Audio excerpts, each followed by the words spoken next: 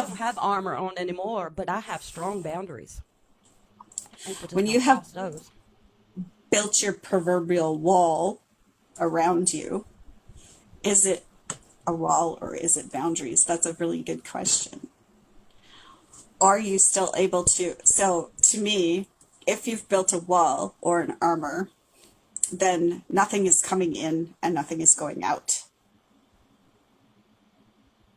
Both, yes. Both. It's both. It's armor and boundaries. Shelley's awesome. Yes. So she's honest. I love honesty. When you have, oh, she's very honest. When you have that, wall built and you have that armor on, how do you then give and receive love?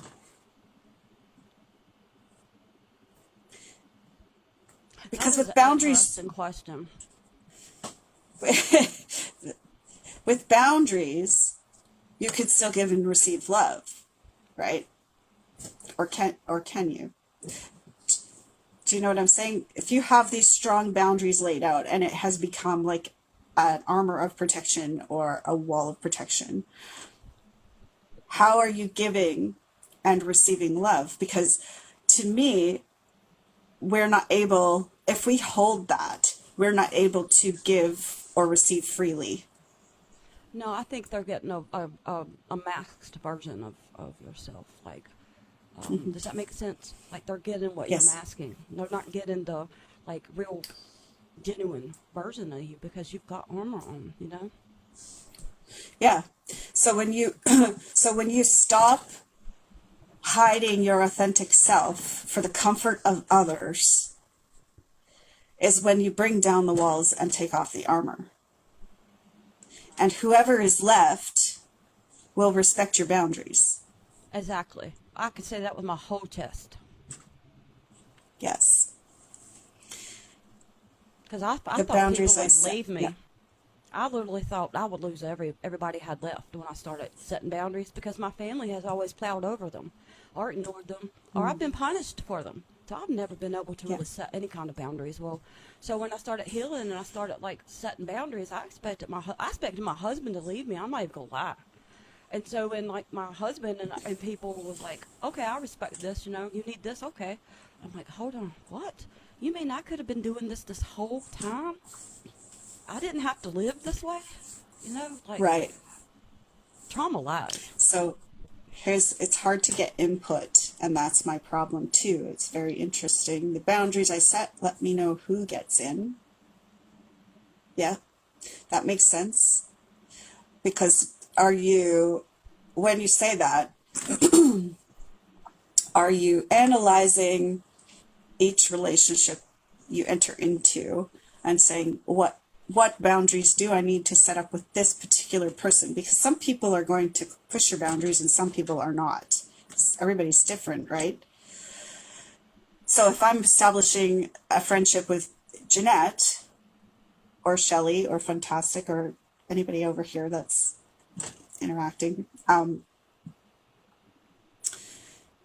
each of you are different people, so my boundaries might have to look different for different people. No? Or would you just be a little stronger with some of your boundaries than with other folks? Maybe that's a better way to word it. Yeah. Yeah. So what kind of rituals or boundaries do you keep sacred during this holiday seasons? Trust yourself. That's what I think. I think if you have armor on Hi, Eunice. and you don't trust other people, because I ain't gonna lie, I didn't necessarily trust myself either. You know what I mean? Like I didn't trust nobody. I didn't trust other people. I wore that armor. I had walls as high as Fort Knox, and I didn't trust myself either. Right? So when I started learning how to set boundaries and heal and things, I'm learning I do trust myself nowadays. I trust myself to set boundaries. You know? Yes. I didn't grow up learning to trust myself or my thoughts or anything, really, honestly. Well, because because a lot of things that parents do narcissists are sneaky. Yes, they certainly are. One of the things we learn, and this is something that Nikki Lee and I have discussed, one of the things you learn as a child is that,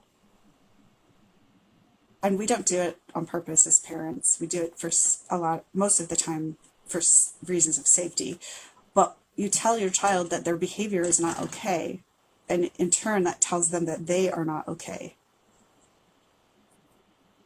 Are we correct them without explaining why? And I was bad about that when my kids were young.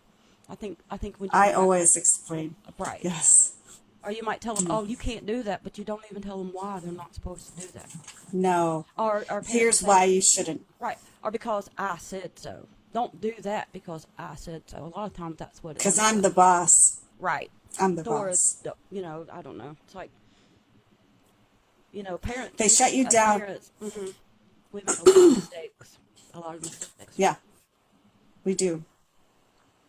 And that was one of the things that I was very careful about when, you know, consequences came into effect in my house, was the cause and effect, right? And why these rules are in place. Why are these? Well, because from my experience, but here's the thing though, why am I putting my experience on my child? It's not their experience. I give them a totally different experience than what I had.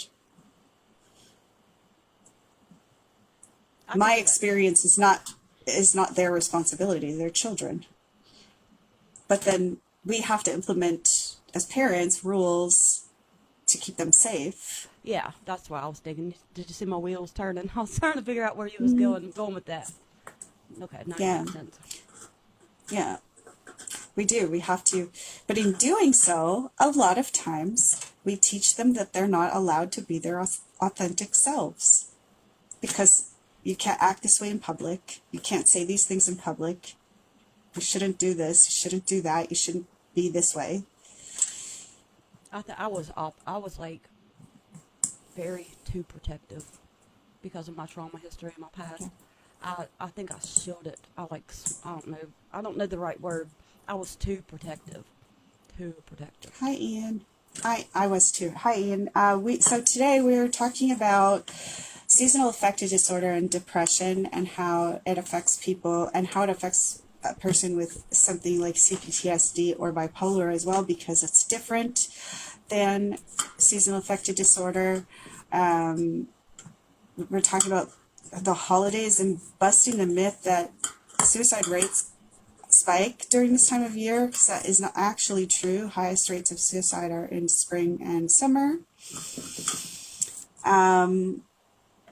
And that it's okay during the holidays to feel pressure and feel a little bit depressed, because those are all very natural feelings when it comes to the pressure surrounding the holidays, because you've got your financial pressure, you've got your pressure to be certain places and celebrate and buy the right gift and cook the food maybe, and a lot of people potentially struggle this time of the year. Yeah, they absolutely do. I would say we drink more alcohol during this time of year. There's probably a spike in liquor sales. Oh, Jesus. I don't know.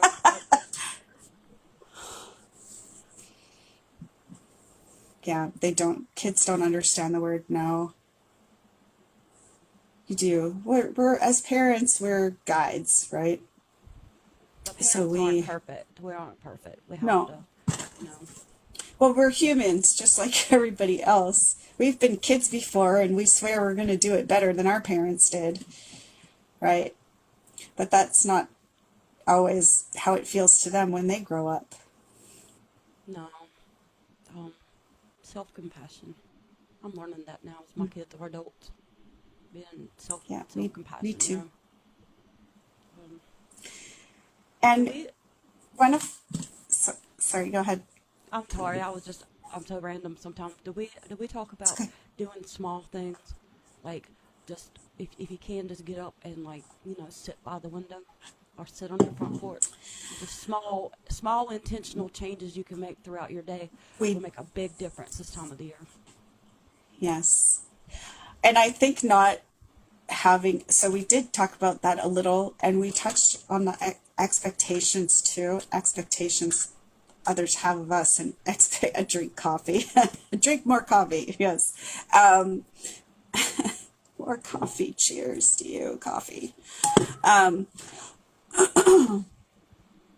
But one of the things we didn't really touch on, I don't think, is the expectations that we have of ourselves, and are they realistic? Because those are kind of things that you have to consider when you wake up in the morning. Like, if I am a person that likes to plan my day, I write down what I want to get done for the day and I check it off as I go along. If I've planned to, weed the garden, clean my house, do the bathrooms, do the kitchen, reorganize my closets, that's not a realistic day for me. No, because you do have to really be zipping around.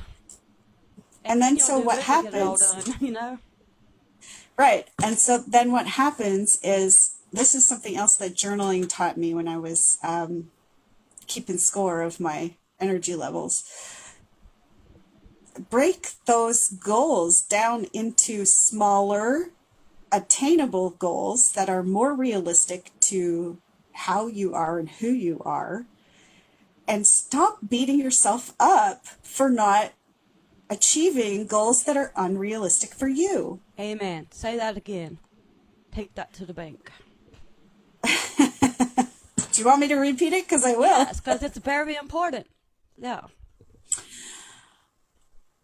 If you need to make a list of things, stop having such high expectations of yourself. Make your list smaller. Make your goals smaller. Make your goals attainable for you and how you live.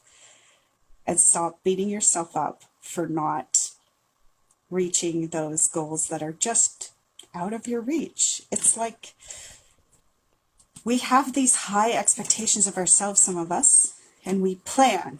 Oh, I'm going to do this and this and this and this. Well, maybe that, yes, and maybe that is the only thing you can do. Not this, just that.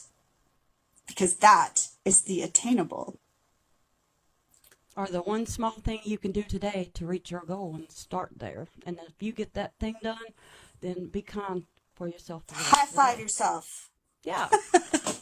High five yourself. Pat yourself on the back. Woohoo, good job. Because when we set unrealistic goals for ourselves as individuals, then we set ourselves up for disappointment in ourselves. So maybe we should talk about what is a realistic goal. Some people don't know.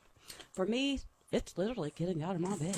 Some days it's taking a shower. Some days it's just brushing my teeth. I used to think I had to do like 101 things, but now it's literally small things. I look for the smallest things I can do to hit my goals, and that's where I start. And if that's all I can do that day, I'm good. And that's wonderful. I love that, because these are the things that help us to heal, is knowing that it's okay not to achieve all the things we